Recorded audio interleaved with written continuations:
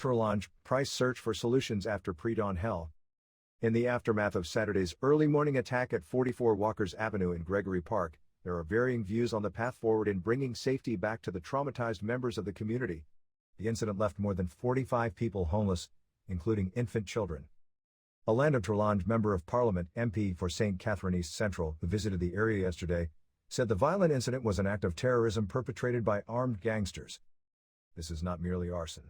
These are terrorists with a malicious agenda to terrorize the people of Gregory Park, Turlange emphatically told the Gleaner. He noted the persistent pattern of violence, which he said has been affecting the area since 2017, and renewed a call for the implementation of a Zone of Special Operations, ZOSO, in Gregory Park. He stressed that action needed to be taken urgently to prevent terrorists from freely perpetrating acts of violence, including firebombing homes and taking innocent lives.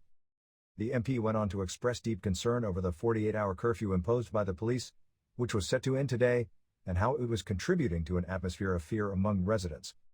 Turlange reiterated that the long-term solution for the community lies in the development of low-income housing and improved infrastructure. He stressed the importance of creating a safe and supportive environment for all residents free from the threat of terrorism and violence. During his visit to the affected community, he distributed care packages to the victims and assured them that he had already engaged Prime Minister Andrew Holness in discussion about the situation. Turlange conveyed the government's commitment to addressing the homelessness issue by exploring solutions within the social housing program. No political overtone. In the meantime, Raymond Price, the People's National Party representative for the constituency, said the torching of homes in Mexico, which left 15 people homeless last week, and the similar torching of 11 homes at 44 Walkers Avenue on Saturday, has no political overtone. Let me rubbish all those assertions that this is motivated by politics, and if it is motivated by politics, it is not politics of the People's National Party, nor is it the politics to which I subscribe, said Price, who was visiting the area at the same time as Turlange. He warned that the public should not take the easy route and label the incidents political, as society would be robbed of the opportunity to find out what had really caused the grievances that placed the lives of children at risk. He also called for an apartment-style complex to be established in the area where the 11 houses were located. Cops target scammers' moms. Senior cop warns mothers complicit in illicit activity will face court. Police move to remove connected illegal guns from streets. Western Bureau. Acting Assistant Commissioner of Police Vernon Ellis is warning that law enforcement will be targeting mothers who knowingly shelter players in illicit lottery scamming. His suggestion that scammers' mothers will face arrest followed last week's seizure of several illegal weapons over a 48-hour period in western Jamaica. Among the firearms law enforcement in the area, one police division removed from off the streets of western parishes are 4 high-powered weapons, 2 AK-47s, 1 M16 rifle, and 1 SLR, all linked to the spiraling crime rate caused by lottery scamming. Lottery scamming money is being used to purchase the guns that are on the streets. They are responsible for the guns coming into the region. And many of the mothers of the perpetrators are registering cars, houses, and other criminal properties in their names. They very well know these are ill-gotten gains. Ellis, who was one of the original members of the anti-lottery scam task force, told the Sunday Gleaner last week. He declared that the authorities intend to seize these assets and interdict the mothers for concealment of criminal property. The mothers are going to be charged for concealment, once we can prove it. They are condoning too much, Ellis charged. Noting that the scammers and their accomplices have become too comfortable buying houses in communities that are depreciating because of their acts, he also warned that other family members will be arrested and charged if they are found complicit in concealing any ill-got assets. These scammers are not envisaging the faces of their victims, and so they are cold-hearted towards them, Ellis stated, pointing out that his wish is to see between 40 and 50 extraditions in the near future, as they take scammers and their relatives down. The anti-lottery scam task force and all members of the law intend to chase them out of town, he stated. Lottery scamming became prevalent in Montego Bay, St. James, in the early 2000s, growing significantly between 2009 and 2010, which coincided with the explosion of the business process outsourcing (BPO) sector. Scammers were able to access the personal information of persons who do online business and use it to extort primarily unsuspecting elderly persons in the United States, causing untold pain and suffering for the victims.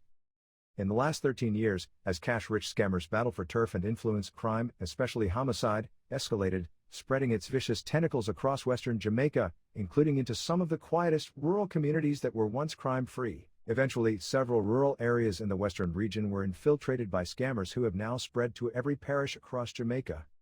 In places such as St. Catherine, Scamming has become intertwined with extortion. Scammers and gangsters formed an alliance, as the latter were recruited to provide protection. According to a police source, parishes such as St. Anne Trelawney, Westmoreland, Hanover, St. Elizabeth, and Manchester have become problem areas, with several high-end luxury vehicles seen parked in the yards of young men with no known source of income.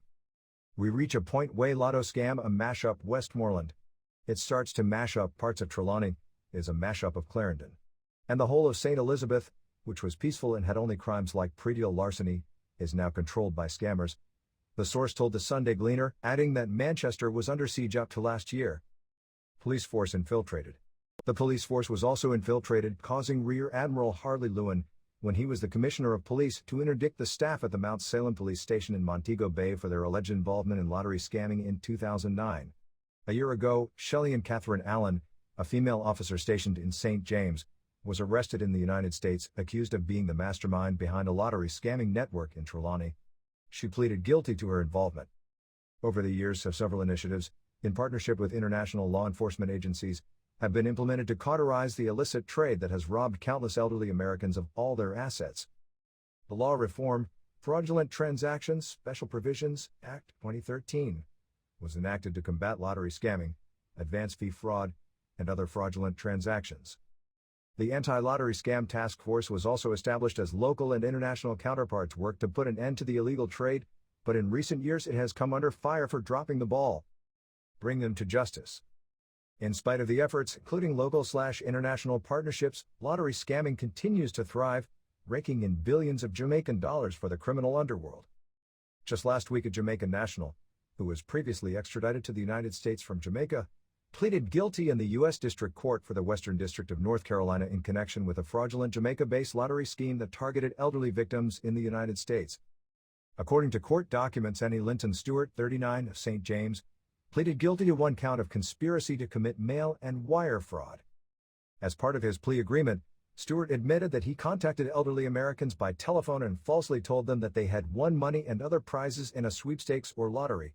Stewart told victims that they needed to send money to pay fees and taxes on their winnings. He contacted victims repeatedly for as long as they could be persuaded to send additional money.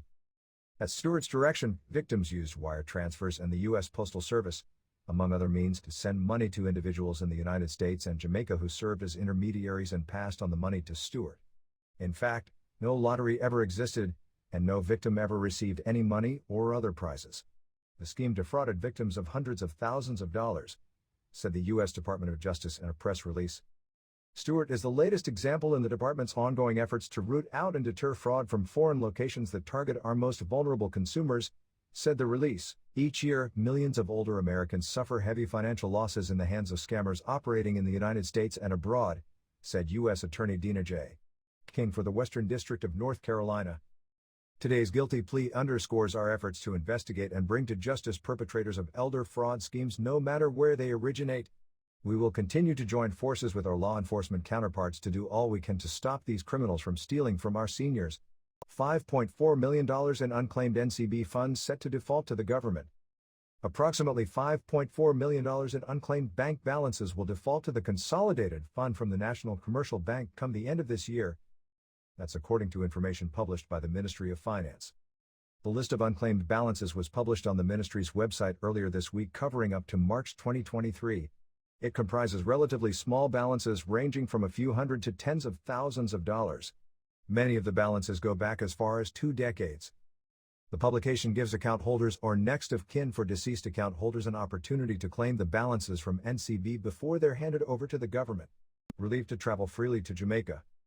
Dear Claudine, I was born in Jamaica. I also have U.S. citizenship.